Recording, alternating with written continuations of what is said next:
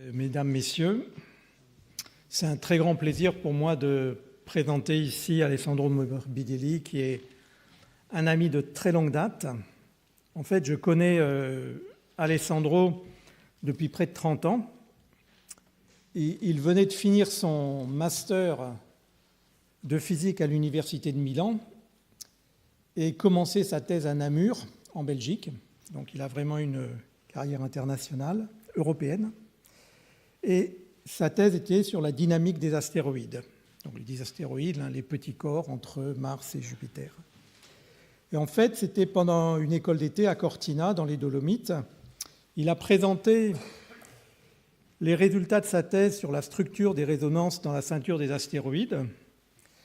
Et j'ai tout de suite été frappé par sa compréhension profonde des aspects théoriques des résultats qu'il présentait. Et en fait, je n'étais pas le seul, puisque mes collègues niçois ont tout de suite aussi été séduits et ont tout fait pour l'attirer à l'Observatoire de Nice, où il est maintenant directeur de recherche.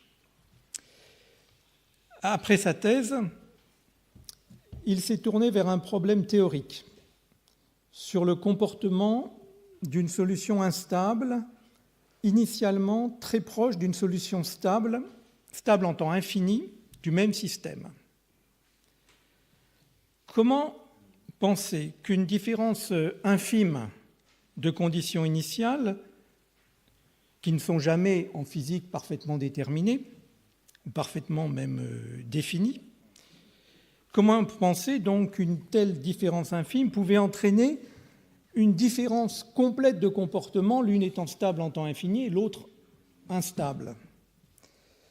Alessandro a résolu ce paradoxe en montrant que la solution instable ne s'éloignait de la solution stable qu'avec une vitesse exponentiellement petite avec la distance à la première solution. Tout se comporte donc sur un temps fini comme celui de l'âge de l'univers, comme si les deux solutions étaient stables.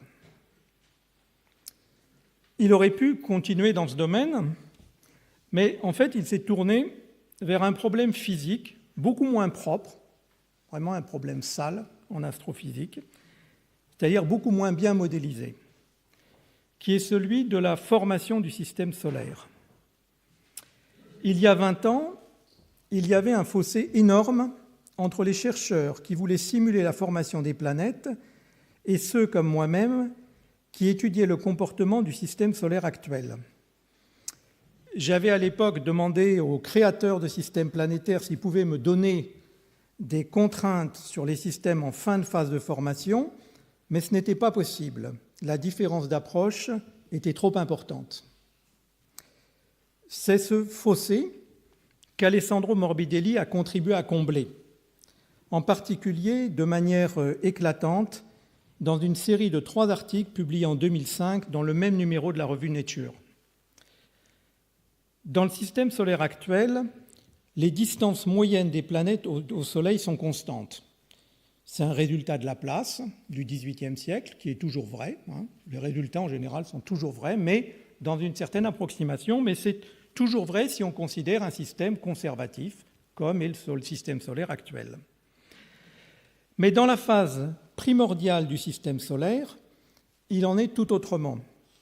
Il subsiste un très grand nombre de petits corps qui interagissent avec les planètes lors de rencontres proches et peuvent alors modifier les distances planétaires. Les planètes migrent donc et peuvent entrer en résonance en induisant des instabilités dans tout le système. C'est le fameux modèle de Nice, donc connu sous le nom du modèle de Nice par tous les astronomes et plus, qui a bouleversé la compréhension des phases finales de la formation du système solaire. Alessandro Morbidelli a obtenu depuis beaucoup d'autres résultats et je lui laisse la parole pour qu'il les présente directement.